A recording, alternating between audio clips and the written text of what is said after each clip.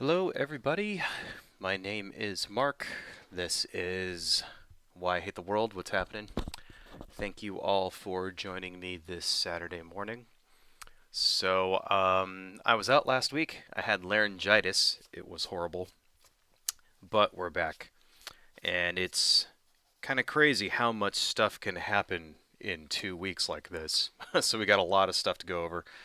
But before we do, let's take a look at what we're working on. So we're working on this sort of witch picture here, and I kind of put a little bit of a background on it, and then I might add some more stuff like candles and stuff like that. But that's what we'll be doing today. We'll be putting a little bit of detail into the background here so that it doesn't look so crappy. Anyway, excuse me. Throat is still a little scratchy even a week later. But let's jump right into it. So I've got several different subjects that I want to talk about. Um, but there's kind of a unifying theme around everything, all of the different things that I want to talk about this week. And it's basically the politics of hate. If you look at any given subject, so I want to talk about the Brittney Griner and then Hunter Biden's stupid fucking laptop because Twitter decided to make that a story again. And then a couple of other things as well. The rumored terrorist attack in North Carolina that left 40,000 people without power, and then also uh, Ted Cruz's daughter, and then um, Kanye West a little bit. So, but if you look at all of the things that we're going to look at, the sort of unifying aspect of everything is that they all have to do with normalizing hate. And it's really we've kind of seen like for a long time on the right wing that they've always just sort of flirted with hate politics. It's always kind of been on the edge, you know. But mostly for the past 15, 20 years, it was, you know, the politics of hate were sort of marginalized, you know. Like, for example, right wingers and Republicans and stuff like that would flirt with, and put dog whistles for things like racism and xenophobia and, that kind of thing, right? Anti-Semitism as well. And they would sort of just flirt with that, and it would be in the background, and they put dog whistles and stuff like that. But then they would normally, kind of condemn it when somebody stepped out of line, when one of their followers went too far, and there was an actual like hate crime or something like that. They would all come out and condemn it. And that's just sort of how it was for decades like that. They would sort of play patty cake with these people because they wanted their vote, and they'd allow them to do dirty tricks and stuff like that.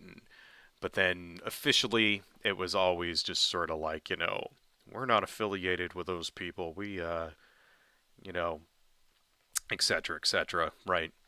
And now they're just kind of ignoring that. Now the politicians, the Republicans, and especially the pundit class, conservative pundit class, is really kind of not even bothering to pretend anymore. And we have a lot really to thank for that is Donald Trump and now Kanye West. Kanye West is one of the major voices, which is normalizing hate, in particular anti-Semitism, right? And we're starting to see it pop up in a lot of different aspects of right-wing politics. You know, um, normalizing hate against gay and trans people for the last year. I mean, it's been at least a year, maybe probably more, since they've been on this push to demonize, LGBTQ people, right? And and now we're starting to see that become mainstream. You know, it's mainstream to a point where a maniac can go into a nightclub, kill 5 people, shoot 27 others, put people in the hospital, and the conservative pundits not only don't condemn this guy, but actually encourage it. And that's really the disturbing thing. And then, a week after that happens, they host somebody that's spreading anti-Semitism, right? Anti-Semitism and also anti-gay and anti-trans rhetoric, like it didn't even happen. It's like you can't even get them to condemn it when people die anymore, and that's the scary fucking thing, right? So jumping right into it, that was my intro. Excuse me, trying to clear my throat here. It's still a little scratchy. I'm going to be doing this throughout the stream. Hang on a second. Okay, can you hear me? Good. All right. So, jumping right into it, let's talk a little bit about Brittney Griner. Grimer, right? So, those of you who have forgotten, she is the two-time Olympic gold medalist in basketball, who was currently playing for the women's, NBA, WNBA, I guess, right? And was arrested in Russia for a bullshit reason. And that reason was that she had some cannabis oil, you know, that she had a prescription for, right? And this was in her luggage, and I guess she must have forgot it was there. And, this is illegal in Russia. And instead of just putting her on a plane and sending her back to the United States, which is what you would normally do with someone when, what you should do, in my opinion. I don't know if that's a normal, but it's probably not. But that's what you should do, in my opinion, in this situation. They should just deport her, right? Instead of doing that, they decided to lock her up in a Siberian prison for 9 years for possessing a couple of canisters, little tiny vape cartridges of cannabis oil, right? Now, here's the thing about this, right? First off, it's a product which is legal in the United States. And yes, I understand it's not legal in Russia, right? And I understand that that is not a viable defense. In my opinion, it should be a viable defense, but it's not. But it should be. And here's my reasoning behind that, right? Possession of something like this is not something that you could expect a reasonable person to, you could expect a reasonable person to make an honest mistake in a case like this. Okay.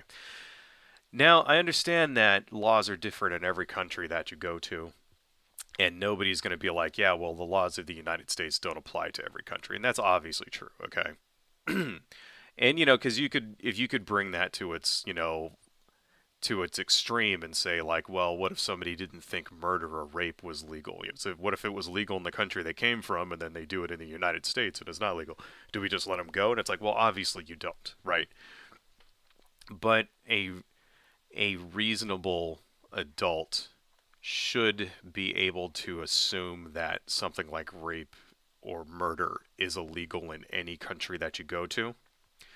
But a reasonable adult may make the mistake of thinking that, well, my medicine will probably be legal in this other country. Like, oh, because that's what it was. It was medicine. She had a prescription for it from a doctor.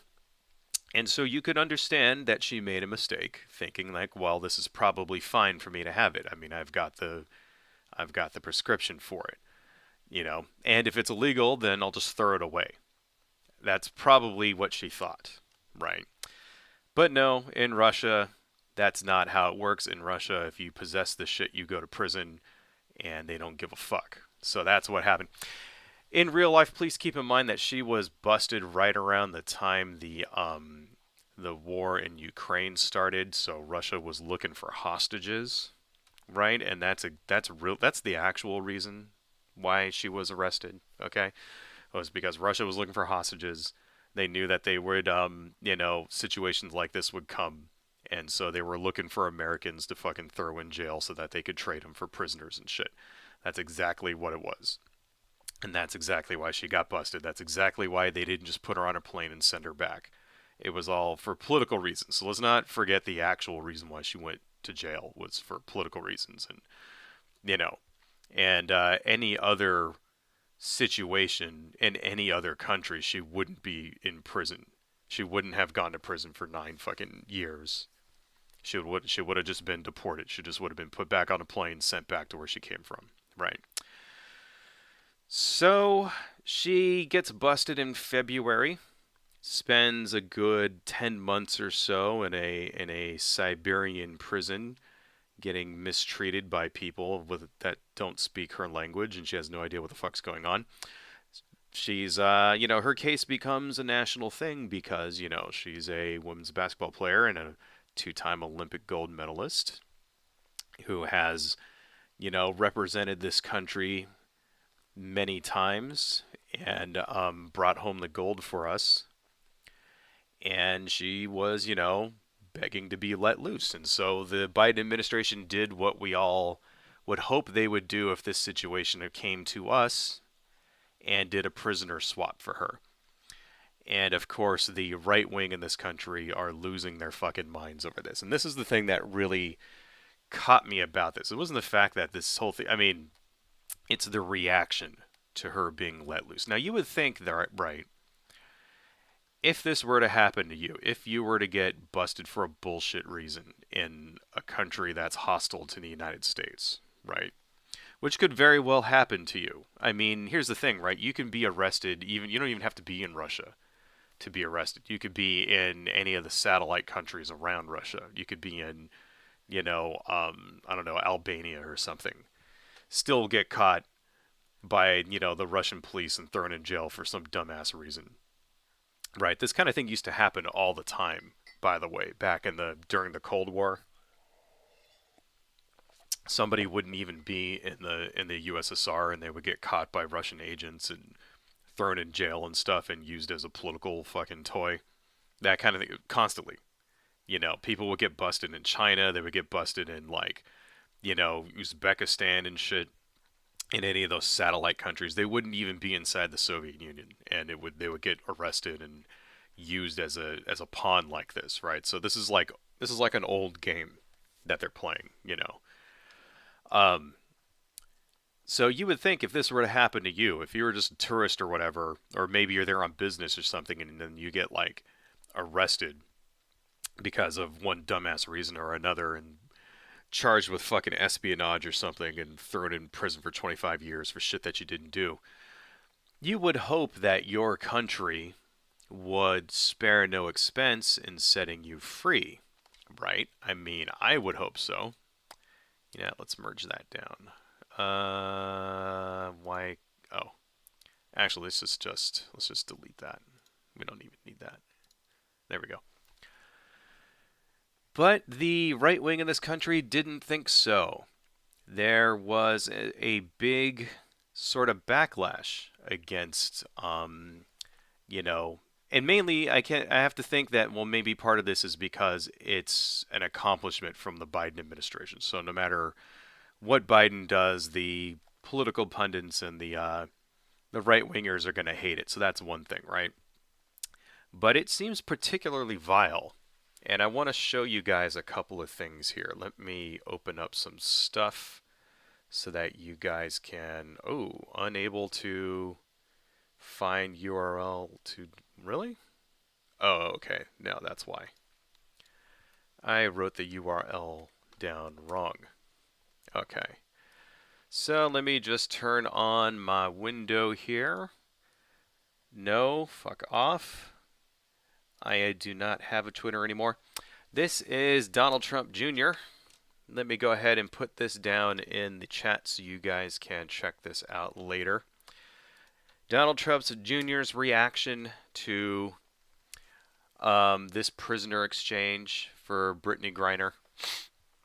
No one cuts better deals than Biden. We get an awful America-hating WNBA player while Russia gets an international arms dealer. The adults are back. Doesn't seem very happy that we did this prisoner exchange, that we managed to free this woman who was busted for a bullshit reason. Where does the America hating part come from? That's the thing, like, because looking through all of these, reactions to this, here's another one. Patriot Space Spice memes. Biden never read Art of the Deal. This is what happens when you let Hunter negotiate the deal. Here's another one, some random dude. Worst trade deal in the history of trades. We left the U.S. Marine Paul Whelan behind and traded a Russian arms dealer for a law-breaking NWA player who knew better than to travel with an illegal drug. Yeah, kind of seems like these people are a little butthurt, wouldn't you say? So first off, the person that we traded for was, yes, an arms dealer. His name is, let's go back to the original tweet here. In fact, we can just turn that one off for now. We don't need this anymore. Let me go back to my thingamajig here, turn that off. So, the person that they traded him for was an arms dealer. His name was Victor Bout.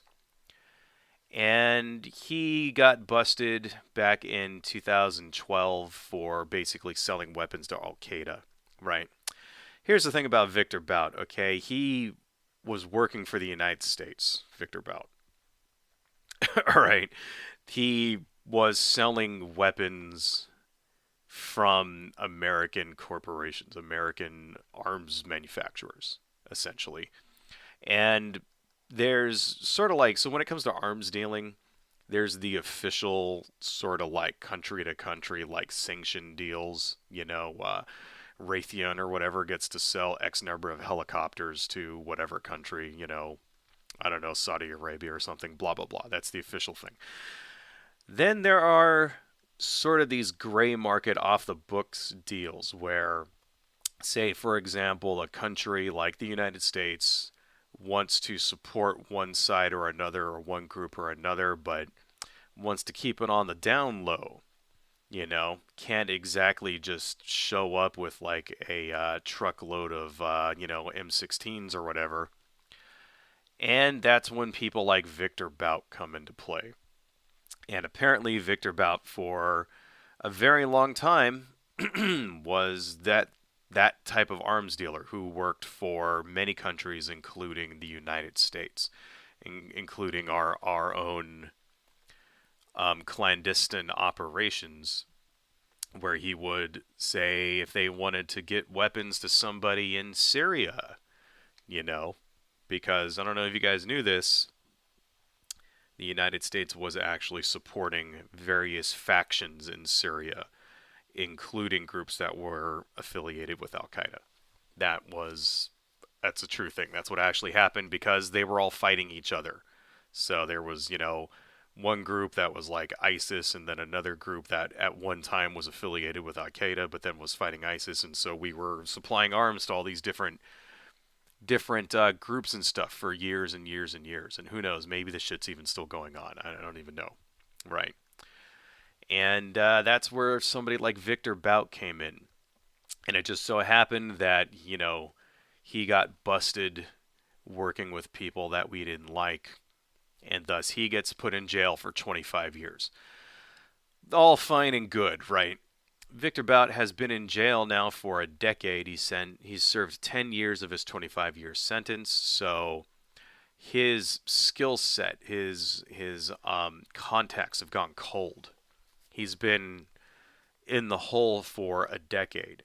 It's not like he can just pick right back up where he came from. See, the thing about battlefields like this, and places like Syria and Beirut and like, Afghanistan and shit like that, and all of the other places where there's like civil wars and where there's terrorism, Ukraine and everywhere else, when we're all these trouble hotspots, right? Is that shit is fluid constantly. People are constantly getting killed and new players are coming on the scene and all that. So after 10 years, the guy's not going to have much of an ability. He's not going to be able to just pick up a phone, start right back where he came from. It's going to take a little bit of time, and of course, he will, of course, probably go back into that business with, um, you know, official Russian sanction. I mean, there's a reason why they wanted the guy. It's because they have a war now, right? And they need someone to like get arms to people that they're supporting, right? So that's why they wanted him. But it's sort of like he's 10 years out of practice, right? And it's going to take him a little while to ramp back up. And then also he will be under lots of surveillance, not by, just by like the United States, but also other countries. So kind of like they must have, they figured that, well, it's a good trade because this guy's not, it kind of brings his threat level down a little bit, right? So they must have figured that, well, after 10 years in the hole, this dude isn't really worth much of anything to us, right? And they decided that he was more valuable as a bargaining chip, so that's why they used him to trade for Brittney Griner. The Republicans, of course, and the punditry class, the people on Twitter, they don't understand all of this shit. And half of this is just using an opportunity to shit on Biden, but the other half is because, you know, also let's not forget Brittney Griner is black, and I think she's actually a lesbian. I think she's either bisexual or a lesbian or something like that. She's not, and that's where and that's basically it's just another thing that they can spread bigotry and hate and fear about, right? I don't know. It's kind of disgusting. Here's another one. Here's this is Dinesh D'Souza, right? Let me just open this up for you guys. Put this over here. This is even before the trade was made. Dinesh D'Souza. I suspect what happened with Brittney Griner is she became massively entitled in this country. I'm black, I'm a lesbian, and I'm a leftist. So I'm a superior person and basically above the law. Then she discovered to her astonishment that other countries don't see it that way. Let's put that's down there for you guys if you want to check it out. And, I wonder if he thinks, like, if he would like this if, say, his sister or his daughter or someone that he actually cared about was in the same situation.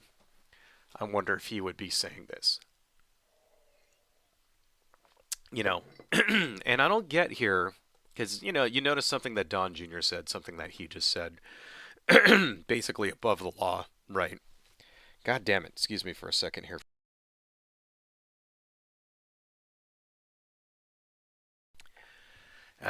Throat is still all raw. Anyway, I don't know why they think that she hates America so much.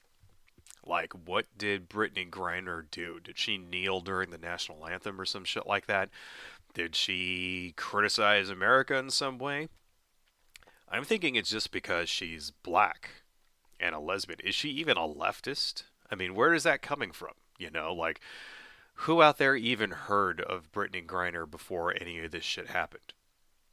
Was she politically active? Is she part of like Black Lives Matter or something? Like, no, nobody heard anything about her. I think really it's just because she's black and gay, and that must mean that she automatically hates America. I mean, unless there's something I don't know about, is there a video of her like, you know, taking a shit and wiping her ass with the American flag or something? Right? Is there video of her like fucking shouting down the national anthem and like getting a bald eagle and shooting it with a rolled up, beating it to death with a rolled up copy of the Constitution and then like cooking it while she's like, burning the Bill of Rights or something and like cooking a bald eagle over it or something? And then serving it up for like fucking anti-Thanksgiving. I mean, did that happen? Like, I don't remember anything about her at all before she was arrested. So why the fuck does like suddenly she fucking hate America? I don't get that shit. Anyway, got another one here for you guys. This is, let's see. Okay. Oh, did I actually turn it off? I did, didn't I? All right, let's turn it back on. This is Tommy Lauren before she came back, before the prisoner swap. Tommy Lauren, on the bright side, Brittney Griner won't have to endure our national anthem for a whole 9 years. What a win for her.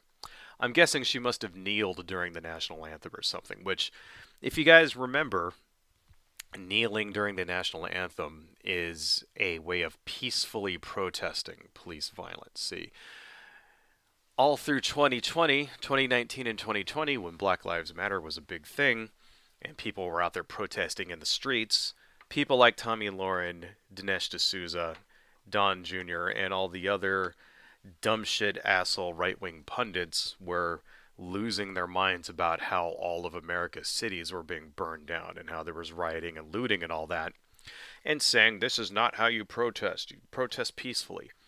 Well, kneeling during the national anthem actually is protesting peacefully. That's how you're supposed to do it, right? It's a symbol that you can do that gets a lot of attention, and it's done in a peaceful manner. And this is how they react when you do protest peacefully. So just keep that in mind.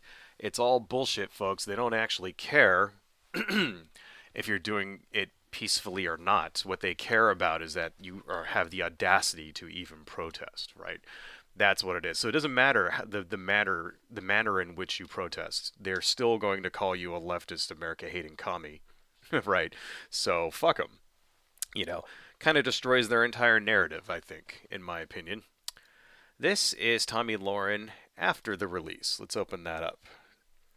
Tommy Lauren, I hope she has learned that the nation she once found so reprehensible and oppressive is not only her saving grace, but a damn good place to call home. She, like the rest of us, is a privileged to be an American. So, here's the first thing, right? Once again, no evidence that I can see that she hated America. Secondly, being an American is not a privilege. Okay? If you are born in this country and you're a citizen in this country, then you have rights. Your rights are not privileges. Right? One of those rights is that your government is looking out for your general welfare. And this is what this is all about. Provide for the general welfare. Right? Says it right there in the Constitution, right? So that means your country is supposed to look out for you.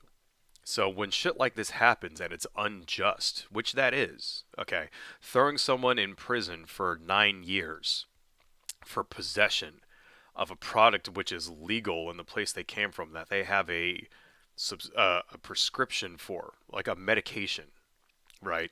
Throwing someone in prison for 9 years for a medication, right, is unjust any fucking way you look at it. 100% unjust, right? I will I will I will die on that hill a million times. I will take the Pepsi challenge over that shit any day of the fucking week because I'm correct. Completely unjust. And when shit happens to you that's unjust, your country is supposed to look out for you. Your country is supposed to do shit like this. They're supposed to release you when you're being held for a dipshit reason. If she murdered somebody, right, then the State Department wouldn't have been so tough on getting her out. Okay? If she got caught, I don't know, stealing a shitload of money or smuggling fucking like contraband nuclear missiles and shit, or like with child porn or something, they wouldn't have tried so hard. They would have been like, well, hey, she's a fuck criminal. She busted the laws there, but this is a bullshit reason. This is a dumb shit law. It's unjust, and she was caught and held for political reasons, right? We know it. Everybody fucking knows it. Tommy Lauren knows it. Okay. Why did Tommy Lauren say this? Besides the fact that she's like a fucking stuck-up bitch, it's because, you know, it's something that makes the Democrats look bad. Or look good, excuse me. Something that makes the Democrats look good. And if it makes the Democrats, if it makes Biden looks good, then they have to try to turn it around and use it to piss people off, because that's how they make money. Right. Complete fucking horse shit. Here's one from Matt Walsh, which there's actually a video here. Matt Walsh, Brittney Griner will return to us more committed to her own self-victimization and personal resentments than ever before. Let me go ahead and put this down because we're not going to read this whole article or anything. But here, I can close these other things, right? But I will put this down in the chat for y'all. Pony Throat, hey, how you doing? Thank you for joining. We will read some comments here in about 30 minutes. We'll read some comments. Matt Walsh, Brittney Griner will return to us more committed to her own self-victimization and personal resentments than ever before. So there's an actual video here that I want to play for a bit, so let's make this a little smaller so I don't get my stream messed up on me. And that way we can make that full-sized, and we can listen to Matt Walsh for about 10 minutes, although we'll probably only get through about 5 minutes of this because there's a bunch of shit that I want to do. And I don't want to spend this whole video looking at Matt Walsh's ugly fucking face. So let's go. Biden administration announced this morning that Brittney Griner is on her way home after her release was secured in a one-for-one prisoner swap with Russia. The Daily Wire has more on it. It says WNBA star Brittney Griner was freed from Russian captivity Thursday in a prisoner exchange for a notorious Russian arms dealer. President Joe Biden announced Griner, who was arrested in February at a Moscow airport after being caught with marijuana vaping materials, was sentenced in August to 9 years in prison. The 6'9" athlete. Vaping materials, leaving out the part that it was CBD oil that she had a prescription for from a doctor. Leaving that part out. You know, vaping materials almost makes it sound like it's something illegal, doesn't it? She got caught with vaping materials. Throw her ass in the fucking hole. She should be in Siberia for the rest of her life. Just a small detail, you know. I mean, then again, if I were to write that as, you know, caught with marijuana medication, that would also be the truth. But that would also be a way of adding some bias into that as well. You know, they could have just said the truth. She was caught with, 2 canisters of CBD oil, which is a legal product, and also in the United States, and also she had a prescription for it. They could have said that, but, you know, that makes her look like less of a criminal, you know. But marijuana vaping materials makes it sound like she's like, you know, sneaking in the country with a briefcase full of weed or some shit. And look at that, sentenced to 9 years in August, right? For that. Vaping materials. For some shit that you buy in a store, she got sent to like 9 years for that. Okay. I mean, even when they're trying to like make it sound as biased as they can, they still can't make it sound like it's actually just. Want to throw that in there. Plays for the WNBA's Phoenix Mercury. Okay, I just learned just now what team she plays for. So that's what it is. And had flown to Russia to finish her season for WMMC when she was arrested. U.S. diplomats have been scrambling to win her release, but the efforts were complicated by Russia's international isolation as a result of its invasion of Ukraine. The U.S. agreed to the swap for arms dealer Victor Bout, an international criminal known as the Merchant of Death.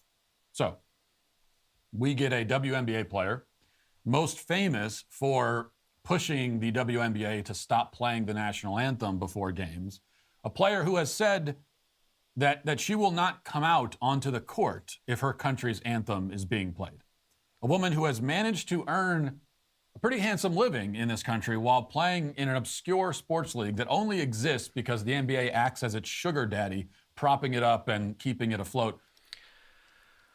Okay, showing a little bit of, first off, you know, he can't just shit on her, he's got to shit on the entire organization.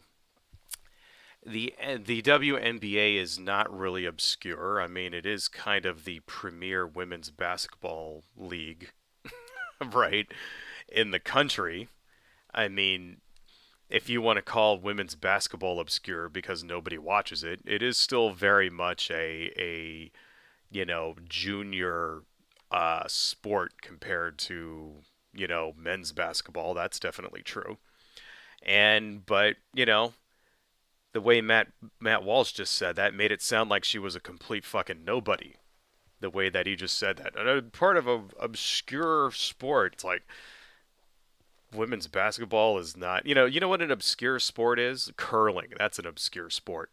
You know, cup stacking, professional fucking dog walking, like shit like that. Like women's basketball, like this is like if you're a professional women's basketball player, this is the organization that you go to, and it's. I mean, they fucking play this shit on ESPN for crying out loud, so it's not that fucking obscure. Number one. Number two. So what if she said all that stuff, right? God damn, I paused it on the most like smug fucking look. Look how smug this asshole is. So what if she said these things? Right? Like I said before, she was peacefully protesting, right? That's what you're supposed to do when you peacefully protest. You're supposed to say your opinion, right? In a peaceful manner, and that's one of the things that she chose to do, right? Would you rather she be out there looting and burning down buildings, Matt Walsh? Would you rather she goes out and like vandalizes stuff and pops the tires on cop cars and like threw model of cocktails into police headquarters? Would you rather she do that or that she talk some shit about the national anthem? Right. Because the last time I checked, we had freedom of speech, did we not? Isn't that the thing that all of the right wingers are so up in arms about? Twitter, freedom of speech, all that shit. You know, it's funny how they only seem to give a fuck about freedom of speech. And because here's the thing about right wingers, right? According to them, freedom of speech means you're allowed to say whatever fucking shit you want and nobody can fucking complain. When in real life, freedom of speech means that the government is not allowed to prosecute you for your speech, persecute you, excuse me, for your speech, right? But kind of seems like, well, hey, they're getting on Brittney Griner's case for her fucking speech, right? Because that's the thing is that they only really give a fuck about freedom of speech when it's them. They don't care about her. According to them right now, according to Matt Walsh, we should have just left her to rot in Russia because she doesn't like the national anthem. What kind of bullshit fucking like stance is that? No, no, it's bullshit. It's total fucking bullshit. Like, I don't know. Moving on. A woman who has a net worth in the millions and yet nobody had ever heard of until she tried to sneak drug paraphernalia through a Russian airport. That's like the most famous play she's ever been a part of. Why does that matter? Yeah, I never heard of her either.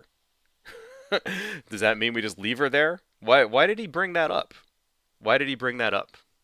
Right? Because he's trying to make it sound like she's useless. He's trying to make it sound like we should have just left her. That's what he's trying to do. He's trying to say no one ever knew who she is. She's super rich. She's privileged. She's privileged. She's super rich. She's not important. I don't know how you can be super rich and not important at the same time.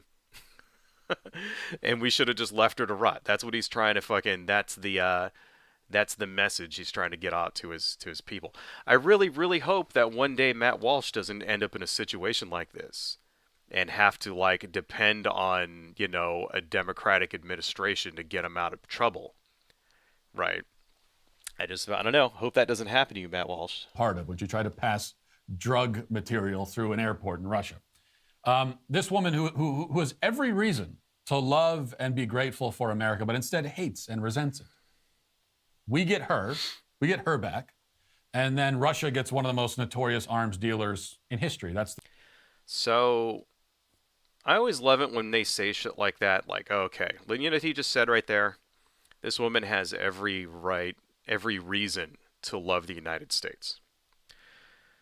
Because she's rich and famous, because she can play basketball really good, then that must mean that the United States owes her, like she owes the country something. Like that is not because of her own talent or her own ability, but because rather of the privileges that she gained from living in the United States. Right. I always love how right wingers always say shit like that. You should be proud to live here. Well, why? What did the United States government or just the United States society, like in general, what did they do for her exactly? Right? Did she get a grant from the government to allow her to go to fucking college so that she could play basketball? Is it just the fact that we have women's basketball in the first place? Is it the fact that like what? I guess what he's trying to say is what some kind of implicit like, result of freedom in some vague way. Freedom and rights or whatever means you were able to like, you know, kind of sounds like bullshit to me. Kind of sounds more like Brittney Griner worked her ass off in order to get to where she is, right? I mean, the thing about being a professional athlete in this country is that it's like it's the biggest, like there's so much competition for that field that you don't fail upwards when you're an athlete. You know what I mean? Like the same way that when you're like say, I don't know, a rich businessman that was born, in the upper echelon like say, I don't know, Donald Trump Jr. or something. You're not allowed to fail upwards when you're an athlete. Especially when you're an athlete who comes from a poor family, you kind of have to produce results, right? You have to work your ass off at it and you earn that. So what does she owe the United States government or the United just like what the fact that I mean what no other country on earth has professional women's basketball? Is that what you're trying to say? Like what other countries like what France, England, Germany throw her in prison for not wanting to like respect their national anthem? Is that what you're trying to say? It's like no, it's kind of bullshit. It's always and it's if you always notice whenever they use that line, it's always leftists and Democrats and progressives and basically, people who are on the other side of the political aisle who should be grateful that they were allowed to live in this country, you know. And whenever it's like a right winger who like say Donald Trump or something, they never question his patriotism. When Donald Trump does something like say, I don't know, uh steal top secret documents and just take them home and they never question his patriotism and say, well, he's rich and you know he's super rich and he should be like grateful that we allowed him to live in this country. Like that's basically what he's trying to say here. Like Brittney Griner should be grateful that she was allowed to live here by us, that we white people like Matt Walsh allowed a black woman like her to live in our country and get rich and famous. And it's I don't know, like the proper response to that is, in my opinion, is go fuck yourself. That's the proper response. The proper response is fuck you, right? Because it makes it sound like she didn't earn it. It's the same attack. Like they said the same shit when Obama was, like they tried to get Obama to pull up his like college records. Like that was actually before, if you guys remember way back in the day, um, when Obama was running. That was one of the things that went along with birtherism, was that they said that he was like that he didn't earn his degrees and that they wanted to like unseal his college records so that we could see his grades and shit like that. And the implication was that that he like got to where he was because of affirmative action and shit, right? And it's kind of like, you never see that when it comes to white people. Nobody ever wanted to look at Trump's grades or whatever. In fact, here's a fun fact for you guys. Donald Trump threatened the school that he went to that if his school records ever got leaked, he was going to personally sue them. Like, that's true shit. He, like, threatened the fucking school, like, dean or whatever, that he was going to hold them personally responsible if anybody ever got a hold of his fucking grades. Which makes you kind of wonder, like, gee, I wonder what they actually were. One day it'll all come out. After Trump, like, finally, like, kicks the bucket and goes to the great big fucking Mar-a-Lago buffet, salad bar in the sky and shit, we'll find out that he was a complete moron in school.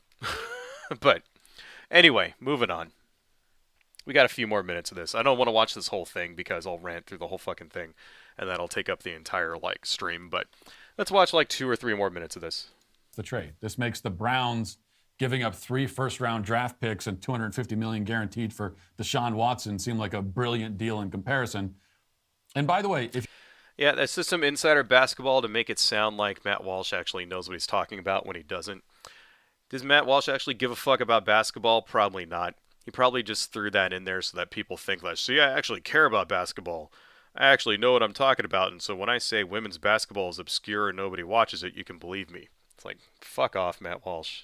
you want to know a little bit more about the man that we just sent back to Russia, CBS News has some details about that. It says, Bout, a former Soviet military translator turned international arms dealer, has been imprisoned for more than a decade after he was lured to Thailand in a Drug Enforcement Administration sting operation that spanned 3 continents. Quote, Victor Bout, in my eyes, is one of the most dangerous men on the face of the earth, Michael Braun, former chief of operations for the U.S. Drug Enforcement Administration, told 60 Minutes in 2010. In 1995, he was 28. He was one of the most dangerous people in 2010. Not so much anymore. Forgetting all about this stuff. See, he's not putting this into context, because he wants it to make it look like, oh, we did this really shitty deal and all this other stuff, and this guy's gonna go out and he's gonna kill people, etc., etc. Forgetting to mention the part that he spent 10 years in the hole. All of the people that he had contact with are either like retired or dead, and if you left your job, I don't know what you do for a living, whoever you are watching this out there. If you left your job for 10 years and you just came back, could you pick it right back up? Probably not. Not if that job involved any kind of technical skill, right? Chances are all the people that worked at the place would be gone. It would take a significant amount of retraining, reorienting yourself to what the job was. I mean, let alone the fact, like, if you're a programmer or some shit, forget it. If you're 10 years out of date, there's no way. You're not getting a job nowhere, right? But, even if you just worked in an office or did something like that, it would take a little bit of time in order for you to get back on the saddle. You won't be able to hit the ground running. Funny how he's forgetting to mention all that, because it's almost like Matt Walsh is lying about this. It's almost like they're telling a bunch of shit in order to scare people into thinking that this was a bad idea. Okay, you know what? Enough of this. I can't watch any more fucking Matt Walsh. Let's turn this shit off. Anyway, I put it there if you guys want to watch the rest of it. Basically, long story short, he just goes through and says that, oh, she should have been fucking proud. She should be happy that we did this. And also Joe Biden's a fucking moron for trading the virtue of death for her. And I wanted to bring all this up because it shows, in my opinion, how hate has been normalized, right? It really does. Because, you would think, like I said earlier at the beginning of the stream, that your government would do the best it could to help you out in a situation like that. And you should be, this is what our government is supposed to do, right? This is what this is their function. That's what they're there for. It's to help people like this. This is why you can go to any, place, like if you're in another country, you can go to the American consulate, or you can go to the, or you can go to like the, ambassador or whatever, right? If you need help and they're supposed to help you, like say if you're in another country and you get stuck, you run out of money, you can't get home, and you go, hey, I need help for a ticket, whatever. And you go to the, American ambassador or whatever the fuck that's called. They're supposed to help you. They're supposed to help you get your way home. Maybe, you pay, maybe it's not free or whatever, right? But they're supposed to help you out. Or if you get arrested in another country and you're supposed to contact the fucking, contact the consulate or whatever it is. And they're supposed to help you out. They're supposed to send a lawyer for you, tell you what your options are, and they're supposed to work for your release. And this is part of what being a citizen means. Because you don't have to earn that. That's something that comes with citizenship. And it doesn't matter if you're like, like the best person on earth, or if you're like a fucking hardened criminal, you still have access to that. And, yeah, maybe they don't try so hard if you're a criminal, right? Maybe they don't bend over backwards to get you out of prison if you got, caught with a triple homicide or some shit like that. But still, this is their function, and it's just sort of like, you know, a good illustration here of how the othering has reduced someone like Brittney Griner, someone who's like, a basketball player who's like a star and shit, an Olympic gold medalist. They still don't give a fuck about her. Like, that's what really got me. It was like the hate that I saw about this. This is something that, in if it was like anybody else, you would think that they would be happy for this. You think this would be good news, and they still have to shit all over it. And that's the politics of hate right there. So anyway, let's read some comments here, and then we will move on to our next segment. What do we got here? Lots of people watching. Thanks, guys, for joining. I really appreciate it. Pony Throat. Imagine trading an international arms dealer who killed tens of thousands of people for a woman who tosses balls into a hoop. Was this trade made by the Cleveland Browns? Well, yeah. But like I said before, I think I've done a pretty good job of explaining why it's not that bad of a deal. You know what I mean? I mean, it's not like they traded her for fucking Osama bin Laden or some shit. So, anyway. Next one. Imagine a country locking people up for years for largely harmless drug possession. Would this never happen in the USA? Well, it shouldn't happen anywhere. And that's the thing, is that yes, that's the tragedy, is that it does happen in this country. There are people in this country who are in prison for, possession, right? Maybe not as for the small amounts that Brittney Griner had. Remember, she had a legal product. She didn't have like, you know, a fucking suitcase full of weed, or even like an ounce of weed or anything like that. It wasn't even weed. It was cannabis oil that was like, sold in a store in the United States. And that, I mean, to me, that just sort of, I can see why someone would mistake that, especially if you had a prescription for it too. If you had, your doctor told you it's okay, I could see why anybody would make a mistake and be like, oh, it's probably all right for me to bring this in if it's medication. It's an honest mistake, is what it is. So I can understand that. I mean, because that's another thing that I'm seeing all over the place. Well, she's been there before. She should have known. Well, yeah, I've been to England before. Does that mean I know every fucking like law there is in England? I mean, I've been to Mexico before a couple of times. Do I know every single fucking law in Mexico? Like, no. Do I know what's legal and not legal, 100% everywhere in Mexico? No, not really. I mean, that's not a real. I don't know. It just seems to me like it seems like this, when you're talking about like honest mistakes, this is probably an honest mistake. Punny throat. Government providing for your general welfare. The government lift a finger to do anything to get you out of a gulag if you were not a famous basketball player. You would think they would, right? Excuse me. You would think they would. You would think that they would try their hardest, in order to secure your release. Kind of reminds me of a few years back, there was a kid in North Korea who tried to steal a poster. I don't know if you guys heard about this kid. This was probably about 10 years ago.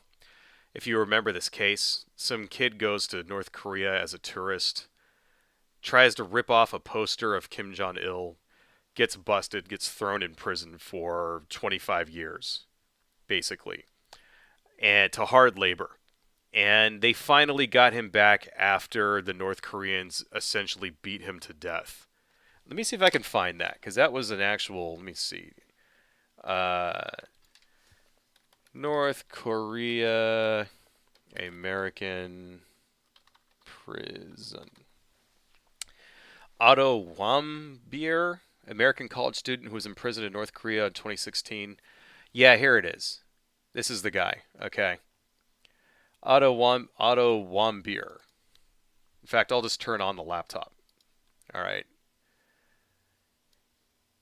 So, American college student who was imprisoned in North Korea in 2016 on a charge of subversion, and 2017 was released by North Korea in a vegetative state and soon died afterward.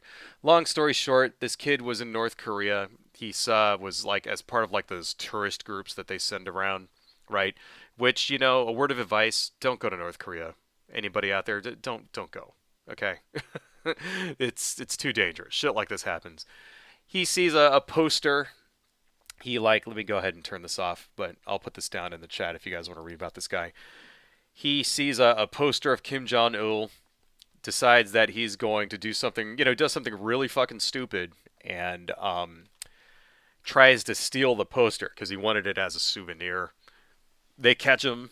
They throw him in prison for he got like a fucking some ridiculous like 50 years in prison or something ridiculous like that, and basically beat him to death. He was released a year later in a coma and then died. And it was because they essentially just beat the shit out of him every single day until he died.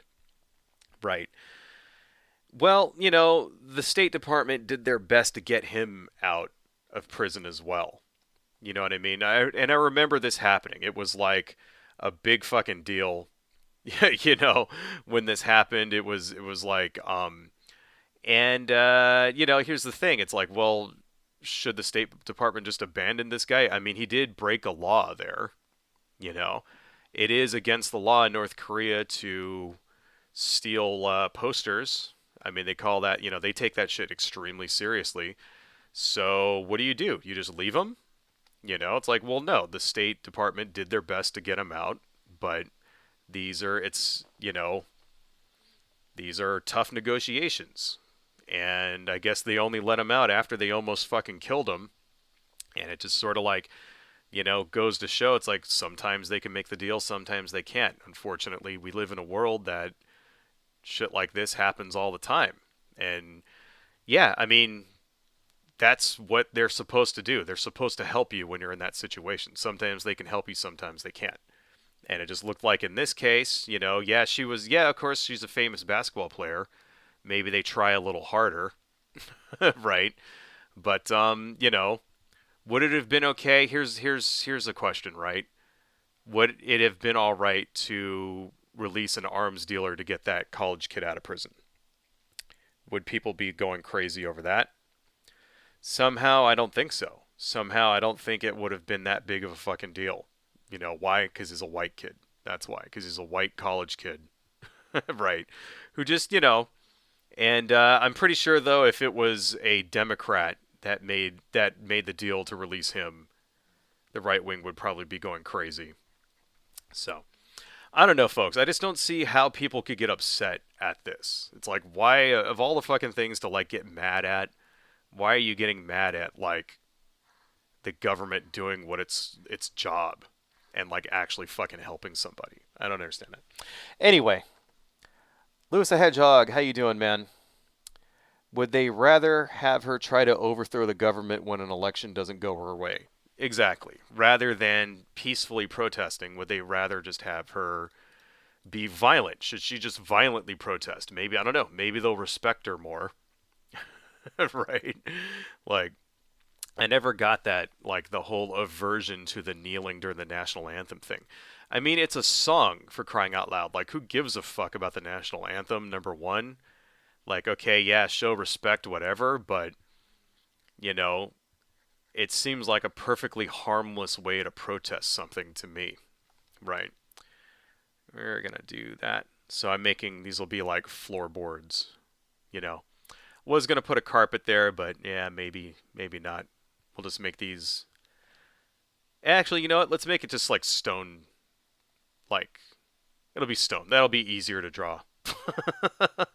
Rather than, I was thinking of making these like wooden floorboards, but fuck that. That's too much work.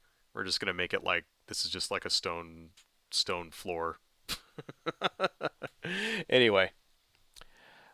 Genie B, hey, how you doing? And the big bad arms guy was due to be released in a few years, so the conversation about what to do with his evil carcass was accelerated a bit. But Wine Winger is fixed on that today. Pardon me, no wine winger is fixed on that today. They're busy shining a lit up Brittany's craw. Oh, a light up Brittany's craw. Yeah, that's the thing about it. The guy was already in prison for 10 years, so he spent 10 years in jail out of a 25-year sentence. So, okay, he got out a little early. Why is that like a big fucking loss, you know? And like I said, it's not like he's just going to go back to his, immediately jump back into his job. Pretty sure that anywhere this guy goes now, he's going to have fucking CIA dudes trailing him. So his career as an arms dealer is probably over with anyway. So it's like, what value is it of keeping this dude in prison if it's not going to benefit anybody? And if his release can actually help somebody, then, that's even better in my opinion. Jeannie B, hate had done been normalized, homie. Where you been this whole time, Earth? Okay, so you've seen this kind of madness before. Yeah, I know.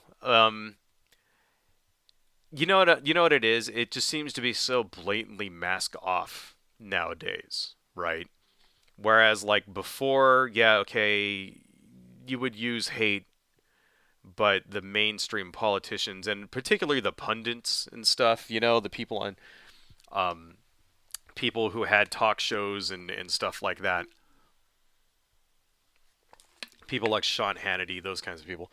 They would at least pay lip service to denying that they were catering to the politics they hate, to hate. You know what I mean?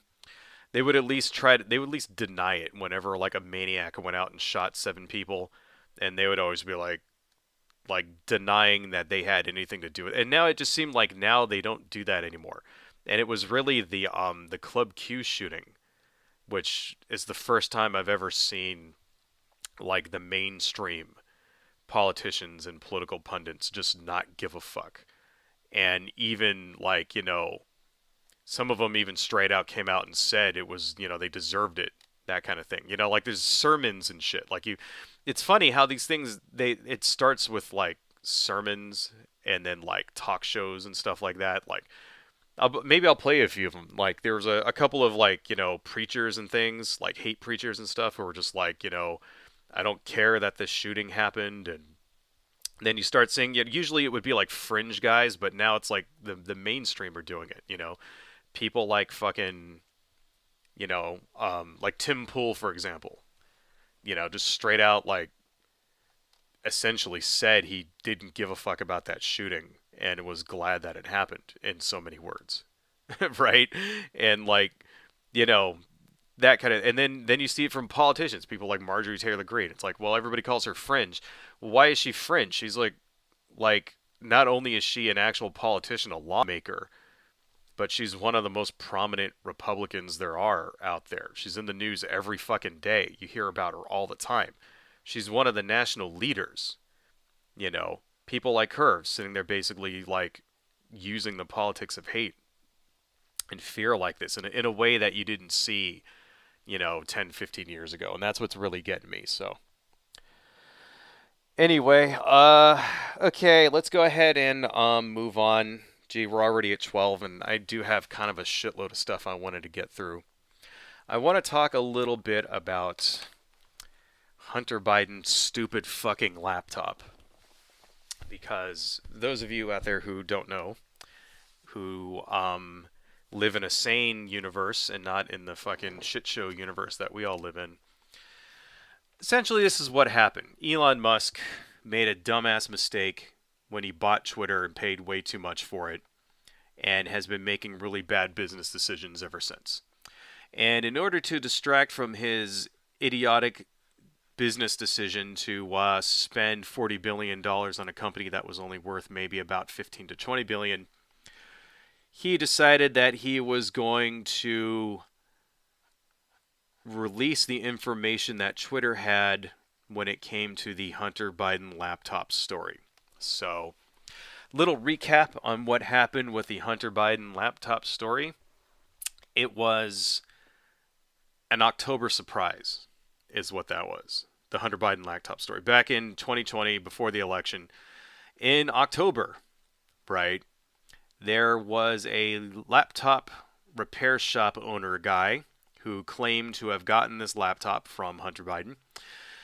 And what it was is that he said he repaired this laptop and then the owner never came back for it. So instead of just, wiping the hard drive and selling it, which is what you're supposed to do when someone doesn't come back and collect their property for like a year, right? I mean, because that happens all the time. Somebody never shows up. It's like, well, you can't get it back to them. It's yours now, so you got to get rid of it. Instead of just doing that, he decided to poke around inside of the laptop's contents, where he found a bunch of pictures and emails and things belonging to Hunter Biden, who was the owner. And instead of, just getting rid of that or trying to contact the owner and say, hey, I have your shit here, come get it, he decides to leak it to Rudy Giuliani, of all places. And then apparently also they sent it to the FBI in case there was any illegal stuff on it, which kind of turns out, maybe there is, maybe there isn't. But doesn't look like there's any major smoking guns when it comes to illegal stuff, right? I mean, I guess unless pictures of you smoking crack is illegal, which it really isn't, right? We'll get to that in a minute. But so instead of just doing all that, he decides to give it to Rudy Giuliani, right? Or instead of, if you're going to drop it, if you're going to leak it, instead of sending it to a reputable news organization, they send it to, God, what the fuck was it? They sent it to that group of what the fuck were they? They were the guys that oh, god damn it. You know what? I had it written down and now I completely fucking forgot it. It was it's like a right-wing phony, like, it's like they're not really a news organization. They like make shit up. Right. Um hang on a second. It was a let me find, what, if I don't find this, I'm gonna be like really fucking like pissed at this. It was not. It was Project Veritas. That's what it was. So he basically sent it to like Project Veritas and fucking Rudy Giuliani. So if you guys don't know who Project Veritas is, they're basically they're like a right wing hit squad that makes up fake stories, you know? So like for example, there was a group called Acorn back in the day that was a voters rights organization that basically would go out and register people to vote and stuff like that and like give them rights to the polls, that kind of thing. And they made up this like stupid like fake phony ass story about like how Acorn was like helping pimps and stuff like that smuggle people over the border or some shit, and that got Acorn shut down. And it was like a complete fabrication from start to finish. Like they even had a guy dress up as a pimp and go into one of their offices and then try to like get them to help. And then when the dude that they were talking to didn't buy it, they sort of recut the footage to make it look like he was saying he wasn't something he wasn't saying. You know, that's where it went. So basically, it goes to Rudy Giuliani and it goes to fucking Project Veritas. Like James O'Keefe, that's the guy who runs Project Veritas. Just fucking snake oil salesman, right? And so when that dropped, people didn't buy it because it sounded like bullshit. It sounded like somebody just basically hacked Hunter Biden and then made up a horseshit story about like this laptop because it sounded like crap, and it came from people who had very bad reputations.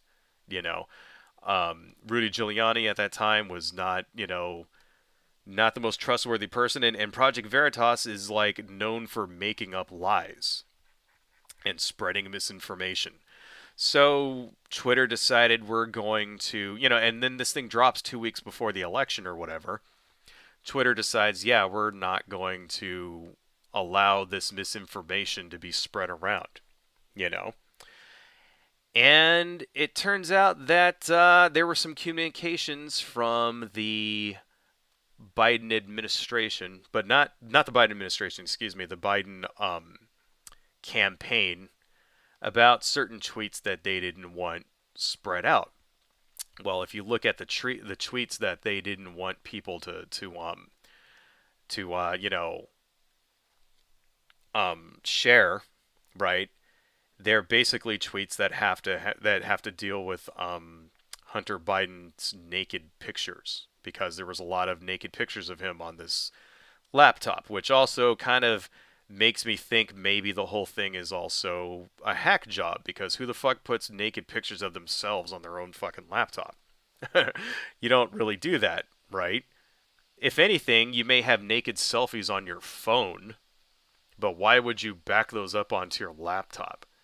You know, kind of almost like somebody hacked his phone and then set all of this shit up on purpose because it was an October surprise. Kind of like that. That's just my own speculation.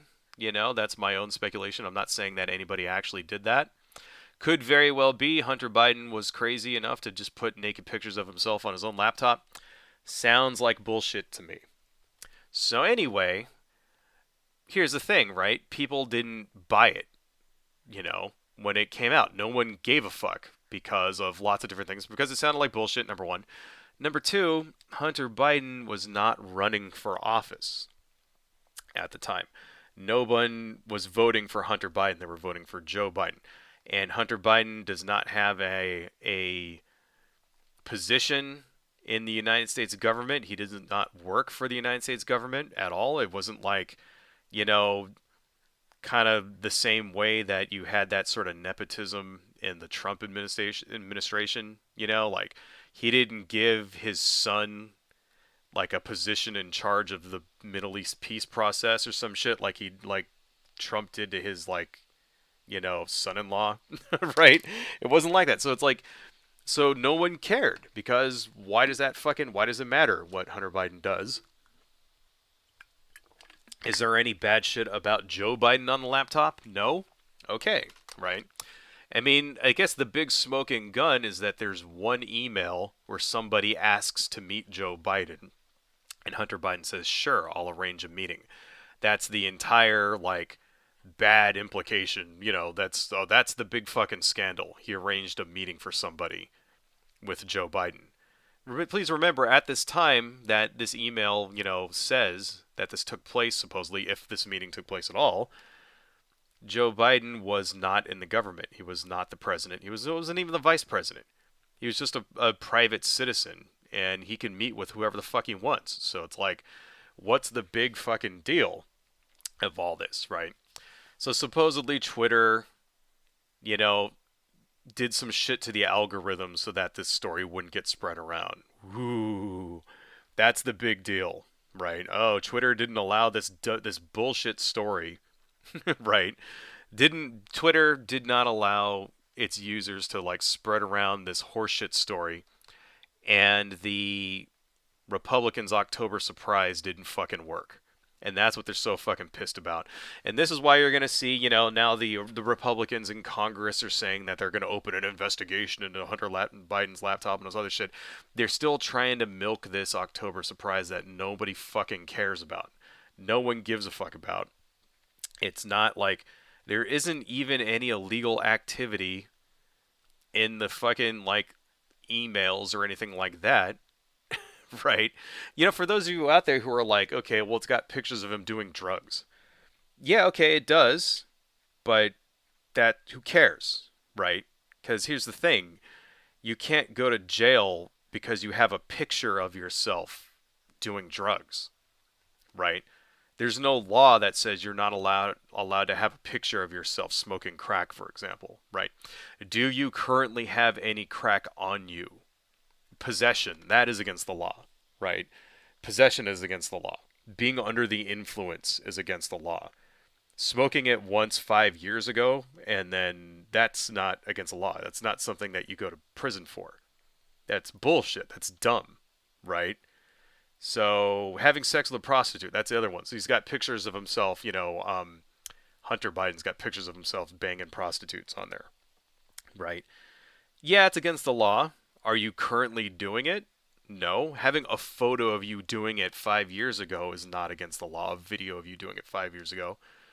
Good luck trying to prove that. What do you? I mean, all you have to do is just be like, yeah, it was consensual. Yeah, I didn't pay her for that. They have to catch you doing it. You know, you have to like be caught leaving the woman's like fucking apartment or some shit, or like under a sting operation or something. It's just like, yeah, I did it once in the past. That's You can't go to jail for that. It's not something that you'll get laughed out of court for that. I mean, is he like the pimp there or something? It's like, no. Like, all he has to do is be like, okay, first off, they'd have to find that person, and then all they would have to be is like, yeah, no money exchanged hands. I just did it because Hunter Biden has a giant thunder cock, and I love him, right? Because that's really what all this is. It's like, Republicans are mad because they weren't allowed to spread around pictures of Hunter Biden's massive dong. They want to look at his massively huge wiener, and we're pissed that Twitter didn't help them out in that regard. I mean, I don't know. That's what it kind of looks like to me. So the right wing has lost their minds over this because, first off, it turned out to be yet another giant nothing burger that means absolutely fucking nothing, right? And yeah, it looks all right. Yeah, it looks good enough. Okay, we'll keep going. Turned out to be a giant fucking nothing burger, where we even had some people calling for violent revolution. Here's a story here. Let me put this down in the chat for y'all. I'm not going to read this entire thing, of course, but let's turn this on.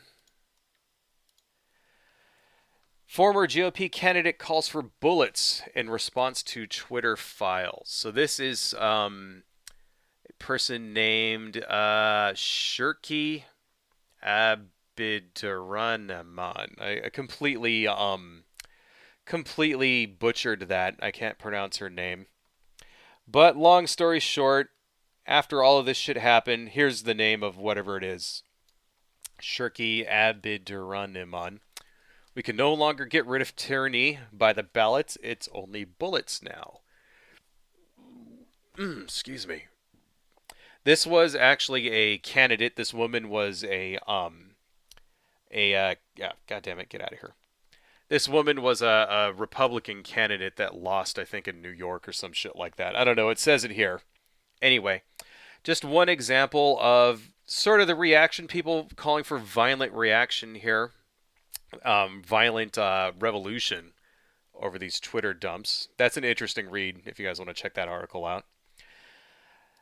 Donald Trump himself has called for suspending the Constitution. Oh, wait, am I looking at the wrong... Oh, haha, sorry, wrong one. Wait a minute. There we go. That's what I want. Why are you guys seeing that?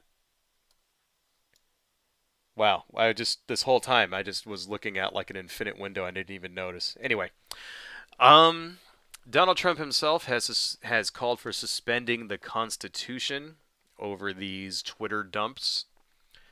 I have the quote from him right here. I'm going to read it for you guys. This is the former president, Sphinctermouth McBurgerfuck here.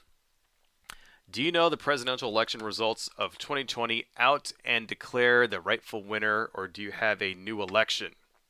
A massive fraud of this type and magnitude allows for the termination of all rules, regulations, and articles, even those found in the Constitution. Our great founders did not want and would not condone false and fraudulent elections. That was Donald Trump's reaction to the fact that Twitter did not spread around. Twitter tweaked the algorithm to prevent this dipshit story from being spread around. He called for the suspension of the Constitution over that. Which kind of goes to show, it's like, yeah, he didn't even, not only did he not even read it, but it's like these people know that there's nothing of import in this Twitter story. They're just sort of like making a giant deal out of it anyway. Because all you got to do is just read what they actually dropped, and you see that there's really nothing to it. There's, it's like a massive fucking dud. It's like, what, Twitter tweaks their algorithm? Yeah, we know that already. Twitter admitted that this is what they do. As a matter of fact, Elon Musk himself said that the way that he would deal with shit posters and white supremacists and stuff like that is not to ban them, but to tweak the algorithm so that their voices are buried. He even said that himself. So this is just Twitter doing exactly what Musk said he's going to make it do in the fucking first place. Right? And Donald Trump wants to suspend the Constitution over that. So I don't know how anybody could still even consider voting for this fucking guy over this, right? But well, I know how. It's because Trump people and magatards and conservatives and Republicans and shit don't read. They don't actually read anything. They just believe whatever people like Matt Walsh fucking tell them to believe. And so they think that this Twitter dump thing is like the fucking smoking gun absolute proof that Joe Biden stole the election and shit. Even though Joe Biden wasn't the goddamn president when the shit happened, right? So if Twitter was like actually colluding with any the government in any fucking way, it would have been with the Trump government, the Trump administration, right? And the only thing that they asked him to remove were like fucking Hunter Biden's dick pics. It's like, but it's become this national fucking thing, national scandal. If you go on, the conservative parts of Reddit and stuff like this, there's post after post after post of people complaining that that it's all rigged and the election was stolen and here's the actual proof and all this other stuff. And it's, when do we get to use the guns? When do we get to start murdering these people? I mean, I don't know, folks. I it really, really perplexes me. And I really think that it's just kind of like they literally have nothing. Like it's been 2 years. Has there been a significant scandal from Biden? You know, I think that's what's going on. It's like there really hasn't been any sex scandals from Joe Biden. I kind of thought there would be. There's plenty of pictures of Joe Biden sniffing girls' hair and shit like that. I kind of thought by this point we'd have a good old-fashioned sex scandal. Find out that he tried to get with a fucking 19-year-old girl or something. You know what I mean? Turns out no, that hasn't happened yet. I don't know, maybe it's only been 2 years. Maybe we might get one. But it seems like, well, in lieu of any actual real scandals, the only things that the Republicans could actually find was these sort of this bullshit scandal, and this is why they're promoting this so much, because it's the only thing they've got, and it's not even Joe Biden, it's his son. Who fucking cares about his son, And here's the thing: is that it's true in times past, the Hunter Biden laptop thing probably would have lost him the election. If this was something if this was 1990 and, that came out about the president that was running, back then, what was it, 1990 was there an election in 1990? No, it was 1992 with Bill Clinton versus Bush Sr. And if a bunch of photos came out of Bill Clinton's son smoking crack and shit like that, it probably would have lost him the election. But things have changed since then, and it's there's been so many embarrassing fucking things happening to presidents and stuff like that. This doesn't cut the mustard anymore.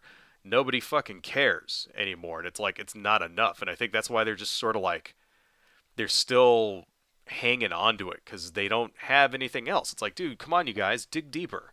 I know there's probably an actual bona fide Joe Biden sex scandal out there somewhere, right?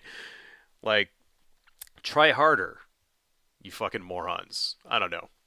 It just really makes me fucking sick. It makes me really sick, and because it's this is the most blatant made up phony baloney shit ever that like literally has like nothing to do with fucking reality. And yet we have Congress now is going to start and opening investigations into it. It's like I don't know. They just won't shut the fuck up about it.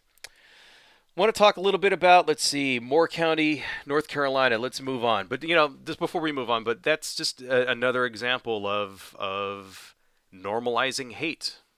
You know what I mean? These are the politics of hate, where you just take a lie that everybody knows it's a lie, right? And you just repeat it over and over and over and over until it just sort of like gets ingrained in everybody's heads, you know? And now there will be people, that's the other thing to remember. There will be people now for the rest of their lives who will believe that Joe Biden stole the election and the proof is on Hunter Biden's laptop and now Twitter helped him. Right. People will believe that for the rest of their fucking lives now until, the end of time.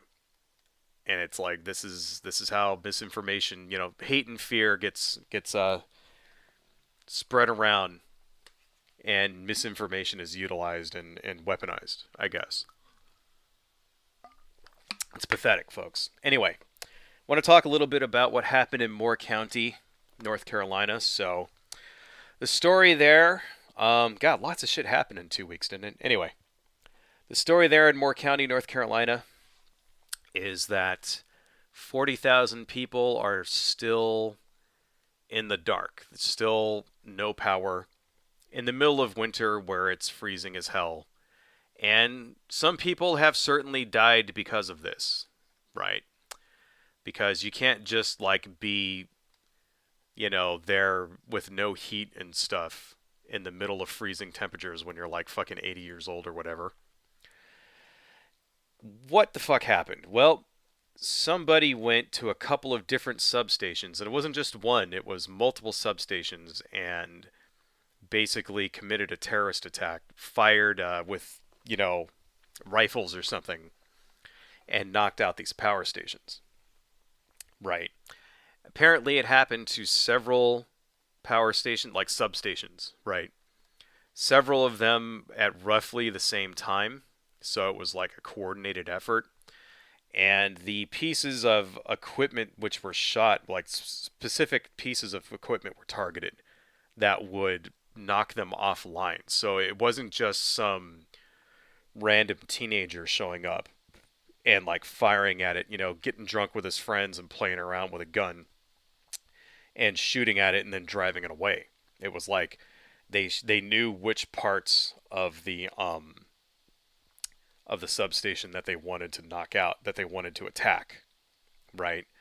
And did it at several of them at around the same time. So it was either like a coordinated group of people, or it was the same people who drove around really fast. And like, I'm not, there's not a lot of details when it comes to that. But god damn it, I wish I could just permanently turn. See, what's happening is that whenever I go over this little ruler on the side, then those blue lines are supposed to be guidelines so that you can like make shit measure up and stuff, which I never use, but I should totally start using. But every time the cursor goes over that, it like pulls those out. It's fucking annoying. Anyway, so the rumor though, why did this happen, right? Because it appears to be coordinated, and coordinated to the extent that the FBI is involved, and so which means that they're treating it like a case of domestic terrorism, right? Because the FBI wouldn't be involved if that wasn't the case. The rumor is that this was done in order to stop a drag show, which was being performed in Southern Pines, which is in that same area in North Carolina, from taking place, right? Because the power went out right around the time that the drag show started. If that was the case, it didn't work. The drag show continued on until its appointed time, just without any music. People lit up the... there's video of it, actually. People at the show just lit it up with their cell phones and wouldn't allow hate and fear to ruin their good time. So that's good. right? Um, Turns out that, but the rumor is that's what it was for. And where does that rumor come from, right? Well, first off, right around this same time, there's lots of right wing pushback against these types of drag shows.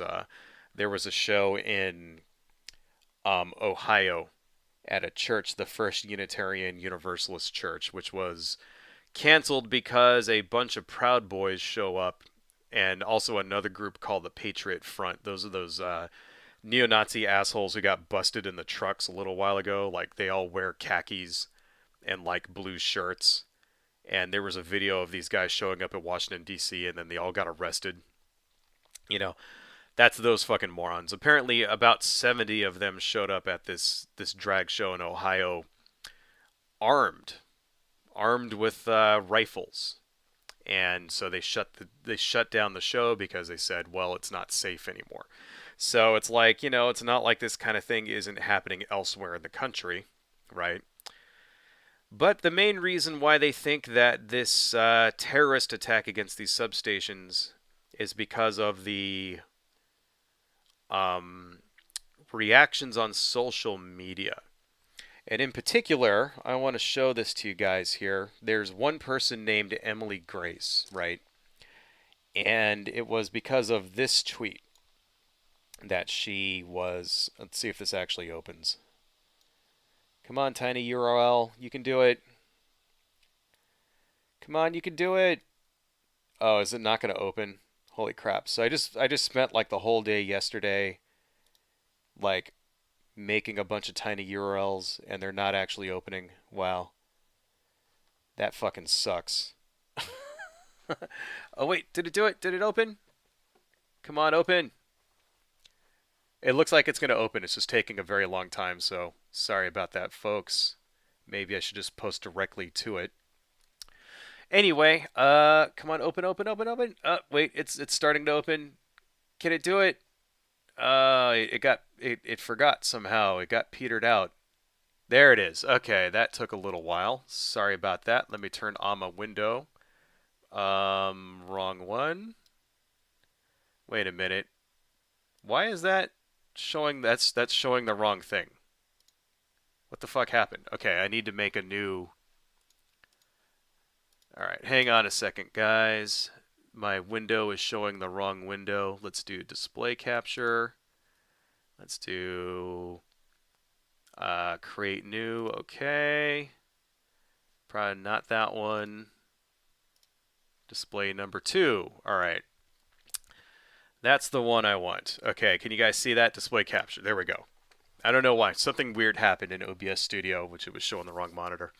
Anyway, this is the post on Facebook from somebody named Emily Grace right after the big, power outage happens.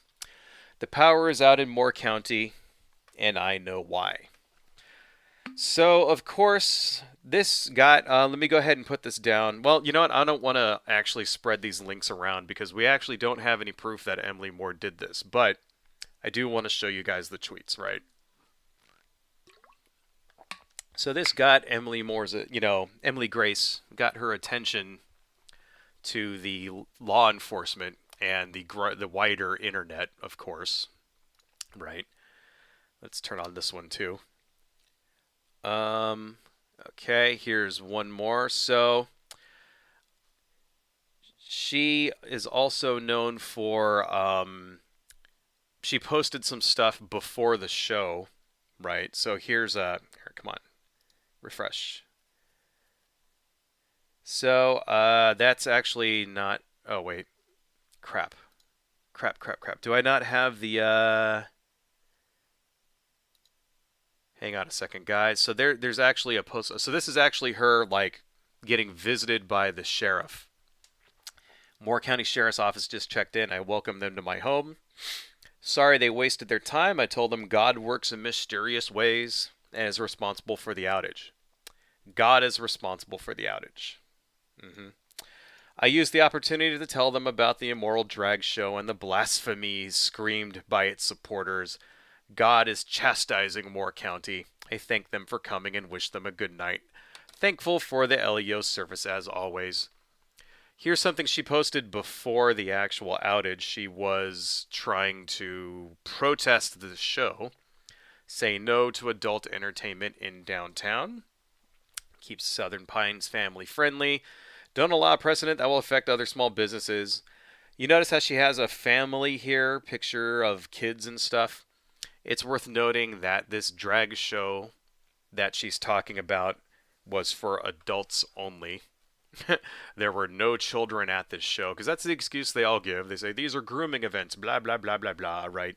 There were no children at the show. It was not a grooming event. Okay, this was for adults, a show for adults who are allowed to do adult things. So, this is why people are thinking that, hey, maybe this power outage has something to do with this drag show, right? So, a few other things. I have a couple of images here, a little bit um, about Emily Grace. Here is a picture of her hanging out with some Proud Boys. This is her right here, taking a selfie with, Proud Boys. Very happy about that. Here's her actually hanging out with the sheriff back in October 17th of 2020. So yeah, the sheriff went and interviewed her to see if she actually was a suspect, happens to just be buddies with the sheriff. So yeah, maybe that's why they, like she said, prayed with each other. I thank them for coming and wish them a good night and prayed with them. Maybe that's why, right? Let's go ahead and turn this shit off.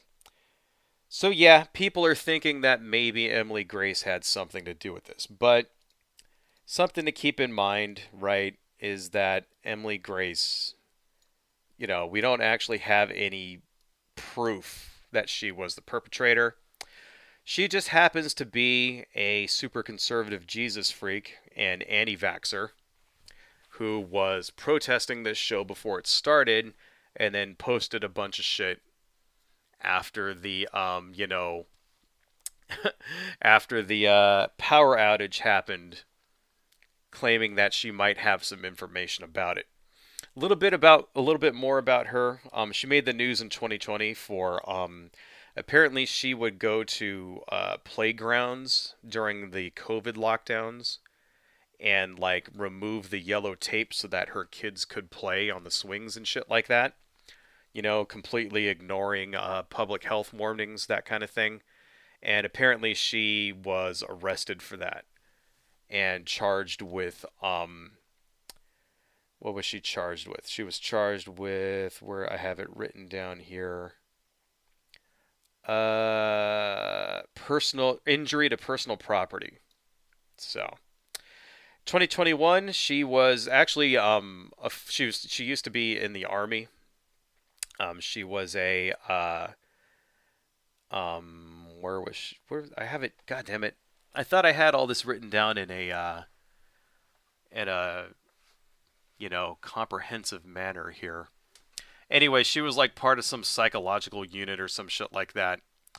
And in 2021, she was kicked out of the army because she led a group of people down to the January 6th riot in order to take over the country for Donald Trump. And that's what got her drummed out of the armed services, right?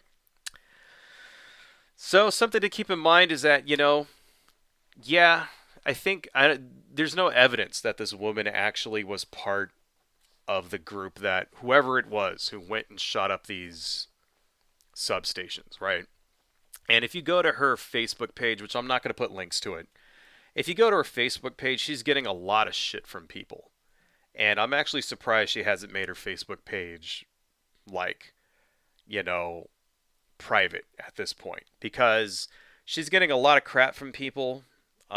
Basically, people are blaming her for this. And it's like, yeah, well, people are angry.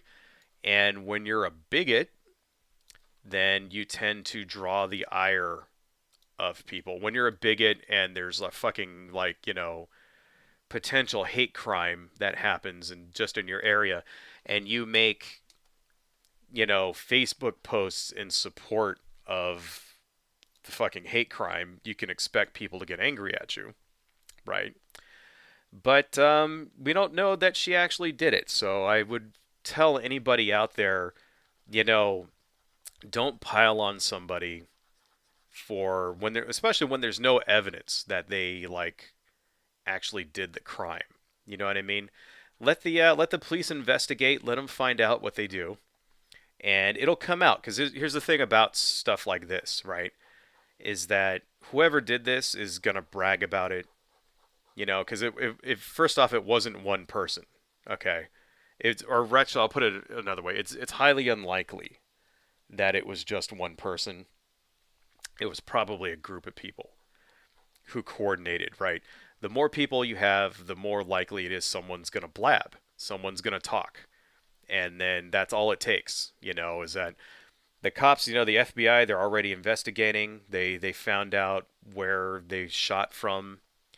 They probably found some bullet casings or something, which means there's probably more evidence at the scene. There's probably tire tracks. There's probably, other things like that. Other types of physical evidence, cigarette butts, tire tracks, footprints, shit like that, right? And someone's gonna get caught, and then that person who gets caught is gonna blab, and then it's all gonna unravel. It's very likely, that someone will get caught and there will be actual evidence. And if it turns out to be her, then good. But if it turns out not to be her, then that means that people were ruining this woman's life. And yeah, just because she's a bitch, okay, she is a bitch. She's an anti-trans, anti-gay, fucking total fucking bitch, right? But that doesn't mean that everybody should blame her for shit that she didn't do, or rather shit that we don't have evidence that she actually did. So don't pick on people. You know what I mean? If they're, if pick on her for being an asshole, don't blame her for this crime when you don't know that she actually did the crime. You know what I mean? And it's like, okay, yeah, she's gonna get up there and like, spread her hate and fear and all this other crap, blah blah blah. I'm like, I'm glad. I'm sure God really likes it when you act like a fucking douchebag to people, right? I'm sure like when you die and you go to heaven, God's gonna be like, I really liked it when you posted all those evil, hateful Facebook things, when you really showed those gay people where it's at. Please come into heaven. Yeah, pretty sure he's really gonna fucking love that. I mean, first off, if there is a God. But still, it's like, we don't want to do that. That's the kind of thing that the fascists and right wingers do, is they'll find somebody and just fucking bully them. It's like, no, we shouldn't be bullying people. We should be holding people accountable for shit that they actually are guilty of. So until we find out that what's her name, Emily fucking Grace actually did it or not, let's not like, because if you go on her Facebook page, it's like people are fucking with her, people are like doxing her, right on her Facebook page, which I don't know why she's not fucking deleting that shit.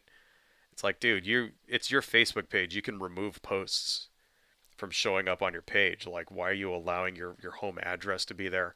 And if you look at her Facebook page, this person, Emily Grace, is sort of like parlaying this into a career as a conservative, like fucking as a conservative fucking influencer. Like, I really, if it keeps going like at this rate, she's gonna end up like fucking, she's gonna end up on Fox News as a consultant and shit. You know, she's like basically posting stuff like, God said that Christians will be persecuted and all this other crap like that. Right? She's basically using it to her advantage, this woman. So it's like, now you guys hold off. Don't, we don't want to like turn into an angry mob with pitchforks and shit like that just because we think we know who did it. You know what I'm saying? Like, wait until the evidence comes in. So, I don't know. Emily Grace is still an asshole, though. Still a right wing bitch who probably shouldn't be saying crap like she's saying. And, maybe deserves to get a little bit of shit from people.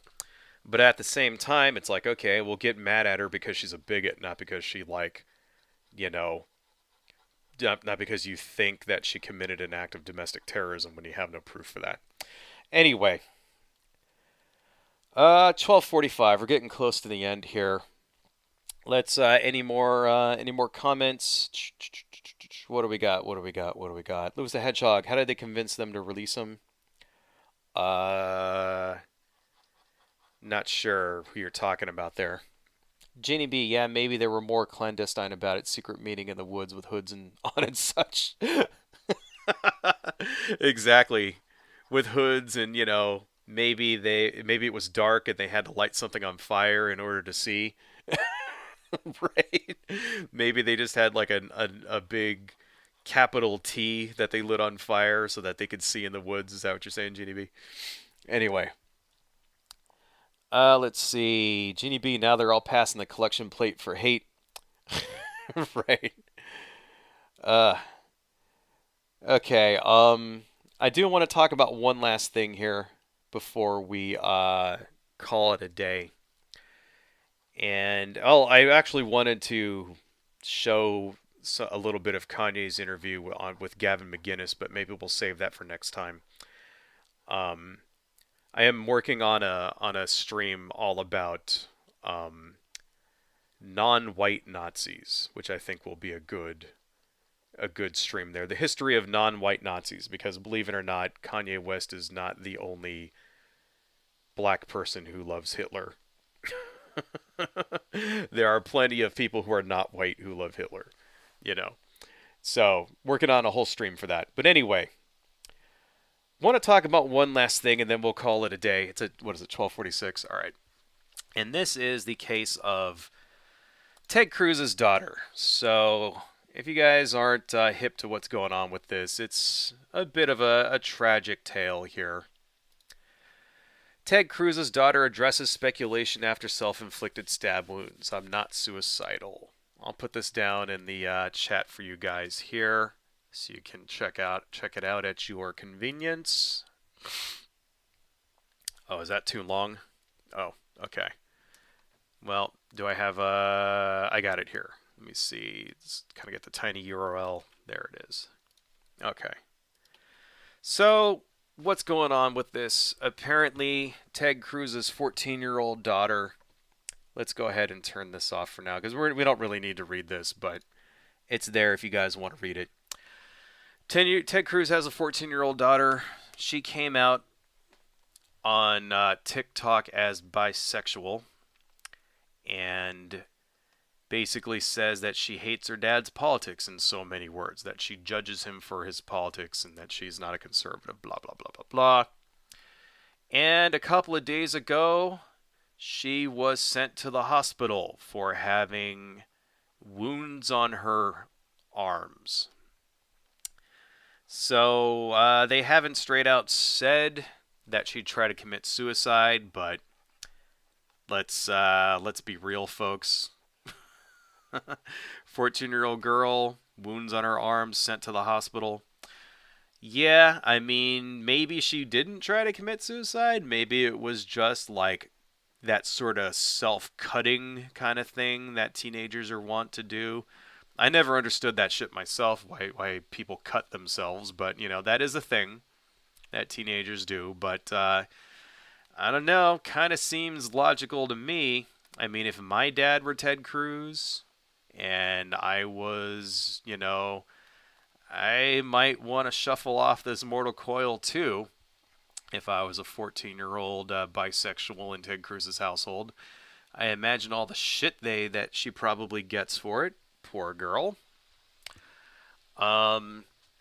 There's one thing that I wanted to share with you guys, and I saw this and I thought that this was kind of interesting. If you look at this picture here, this is a photo. Let me go ahead and put this down for you guys here as well. This is a photo that's going around, right, of Ted Cruz's daughter. Apparently, this is the Christmas card here on the left. And if you look at her, she's wearing this shirt. And apparently that is the same shirt as this shirt here on the right. And somebody went and photoshopped this Christmas card so that the shirt was like covered her in her midriff. Right. And, that kind of says to me everything I need to know about what it's like living in as Ted Cruz's daughter. Because Ted Cruz could have said to her, "Hey, go put on a shirt. This is a Christmas card. I don't want your belly button hanging out." And she would have gone and put on a shirt or put on a sweater or something like that. Instead, Ted Cruz didn't bother doing that. Ted Cruz let her wear whatever she wanted and then afterwards hired somebody to Photoshop it to make it look like she was wearing something else. That kind of shows, and then also if you look at this, if you look at what's going on here, right? Everybody else is smiling and all this other crap. She's not smiling. Rather, they have this fake ass Christmas smile. And Ted Cruz's 14-year-old daughter doesn't have the fake smile. Kind of looks like she doesn't want to even be there. Wouldn't you say? So I know, teenage kids. Let's go ahead and turn that off. We don't need to stare at that. Teenage kids, blah blah blah. They revolt. They do all this other crap. They are just discovering themselves, whatever, and their parents are a drag. But I don't know. I mean, I wouldn't want to say that this is evidence of anything nefarious.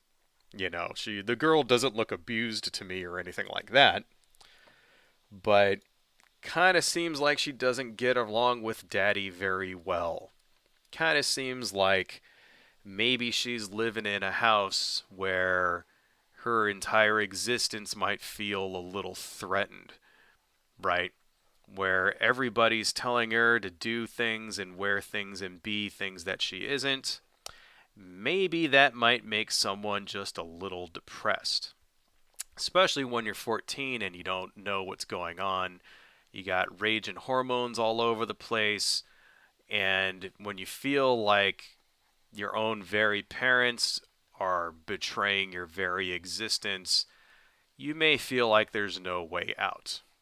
So the idea that she may have done something, on the self-harm side, I don't want to straight out say and commit suicide, but the idea that she may have gone down that route, that self-harm route, seems 100% plausible to me.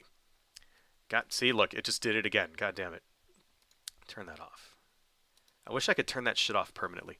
Anyway, just wanted to point that out because it kind of fits with the theme. It's the politics of hate. It's sort of like even when you are a close relative of someone who engages in these kinds of... Because that's the thing about this is that Ted Cruz is 100% on board with the politics of hate. This is how he runs his campaigns. This is how he stays famous. He spreads hate and fear. He's votes for all the same ridiculous bullshit, all the same anti-trans crap, all that other stuff. He's 100% on board with all of that. I mean, imagine if that was like, if you were bisexual or gay or whatever, and this is your father. Your father is one of those people. I mean, imagine what it must be like living in that house, right? Even when you've made it publicly known.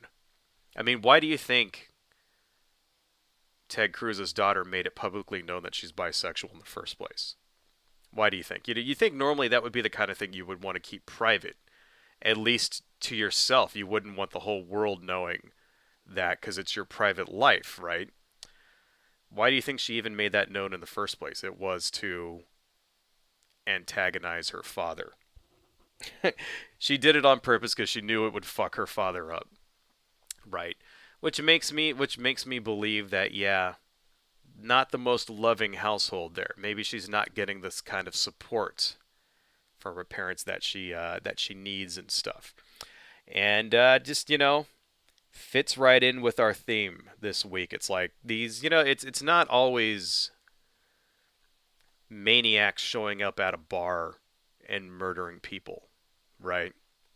It's not always that. It's not always a fight over legislation which can affect millions of people, or a Supreme Court decision which can remove the rights for, it's not always about these grand struggles, right? Sometimes it's about something very close and personal, and we forget that the politics like this affects everybody, all of us, in one way or another.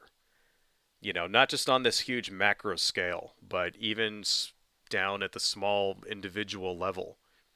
You know, one little girl's love for her parents like that, complete like relationship with her parents completely destroyed because of hate, right? Nobody should have to live in an environment like that. I mean, so it's just sort of like let's forget we're all people, we're all human beings. Each and every one of us has a right to live.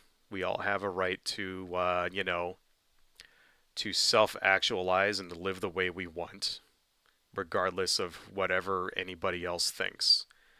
And we all to some degree deserve to be loved and should be able to express that in any way we want. And so who are the real villains here? The people trying to fight for the ability to live the way they want to live, or the people who are fighting to take that away. God damn it. It keeps jumping around like that. Sorry, it's because I'm hitting the little side bar thingies when I try to color there. I don't know, folks. It's all fucked up. Everybody's insane. Got any more comments here? Let's read a few more comments, and then I think I'm going to end this. Let's see.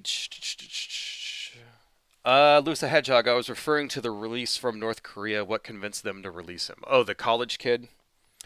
You know what? I'm thinking it was just the fact that they beat him to death, and that to near death, I guess, and that he was like a vegetable, and they just decided to get rid of him because, I think that was it. I think that was more like they were trying to get him back, and then, rather than spend a lot of money giving this guy medical care, they just decided to ship him back, and then he died shortly thereafter. So really kind of fucked up. But in that case, the State Department still was trying their hardest to free him, even though the kid committed an actual crime there. Even though still that was a bullshit crime. I mean, stealing a poster shouldn't get you fucking life in prison. Right? I think it was. It was something like 25 years hard labor, or something fucking ridiculous like that, or 25 or like fucking 30 years hard labor, something for like taking a poster. It's like, but I don't know. I don't really know the particulars of that case. I know that they released him basically after he fucking like was beaten to the point where he was unresponsive, and then he just shortly died thereafter. So. Adversary Fandom 2, the whole cutting thing is complicated for what I know. Yeah, I don't, I mean, the thing is, I don't know much about it. I never understood it myself, but, I mean, people do strange things, and I'm sure there's reasons, everybody has whatever reason that makes it sound good to them at the time, right? But still, what it is, it's a sign that somebody needs help. Is what it means. If the girl's cutting her arms up for whatever reason, that means that she needs somebody to talk to. She needs help. She needs therapy, right? How come they're not fucking, how come she's not getting what she needs? Maybe it's because her father doesn't like gay people. I don't know. Maybe that has something to do with it. Maybe she's doing it in the first place because her father doesn't like gay people. That's probably most likely the case. Regardless, I think Ted Cruz should pay more attention to his family. Maybe he shouldn't blame them for shit that he does anymore. Remember that time that, when Texas was freezing and Ted Cruz fucking bailed to go to Mexico and then, like, blamed it on his family? Oh, well, they wanted to go to Mexico. I didn't want to go. It's like, yeah, get the fuck out of here. Maybe that's why. Maybe that's why his daughter is, like, fucking, like, cutting herself or whatever, because she's got a dad who's a piece of shit. That's probably the reason. Lewis the Hedgehog, and Ted hid behind his family on top of that. Remember when he fled to Texas when the state was freezing? Exactly. It's exactly what I just said. Totally, definitely on the same page here, guys. Okay, guys. I think we're pretty much done here, so I'm gonna go ahead and call it a day. Before I go, I got some, my usual social medias and stuff like that I got to show you guys. Um, I got a request to open a Discord server, which I've been kind of avoiding because I don't have the time to moderate it. That's the main reason why I don't have a Discord server. So if any of you guys want to be a moderator, like I don't know, Lewis, you want to be a moderator? Anybody else? If you want to, please let me know because I'll totally make you a moderator on my Discord server. Um, I'm working on it, and basically that's really the only reason. As soon as I can like get some decent moderation and like a commitment from someone to be a moderator, because I mean I'll probably spend a good maybe 8 hours on it. Like I'll probably have it open while I'm working and stuff. But besides that, like I can't keep an eye on it 24/7. And the one thing I don't want is like I don't want Nazis and shit showing. Like if I open a Discord server, I don't want like fucking Nazis and white supremacists and shit showing up and like ruining it for everybody. You know what I mean? Because that's kind of what happened. Like every time I try to open something like that, like I had I used to have a forum way back in the day, like way back in the day on my old website. I had like a forum and stuff, like 'cause I used to run a gaming website, and like a bunch of trolls and like fucking like white supremacists and shit came and started spreading porn and all that, and I had to shut it down. And it just seems like anytime I try to do that, that's what happens. So I don't know if you guys really want a Discord server, I'll totally do it. And if you want to be a moderator, please reach out to me, and I will totally make you a moderator. But I'm also planning. I'm going to ask some friends of mine to see if they want to do it with me as well, because I have a couple of other like creator friends, and I'm thinking, if they want to like share the Discord with me, so it'll be like my channel, and then I have a couple of other guys. Like one of my friends is an artist, and then another guy who does YouTube videos and stuff like that. And seeing maybe if we can get everybody on board, and then maybe we'd all have our own little like subsection of it, something like that. So I don't know. I will let you. I will keep you all informed. Anyway, guys, before we leave here, I have some social media stuff that I always have to spread around. Please like and subscribe if you haven't already. I have a gallery here at DeviantArt. Please check out my artwork there. All of the art from the channel ends up on my DeviantArt page. Here's one that I did recently. Here's one that I just did on my own, like a bird-headed barbarian looking dude. Pretty cool. I have a web comic, which I haven't been doing much with lately, but have about a bunch of new pages coming. So my web comic, it's got ninjas, it's got talking ducks, stuff like that. I have another YouTube channel where I like look at, basically toys and games and stuff called UCD Videos. Please check that out.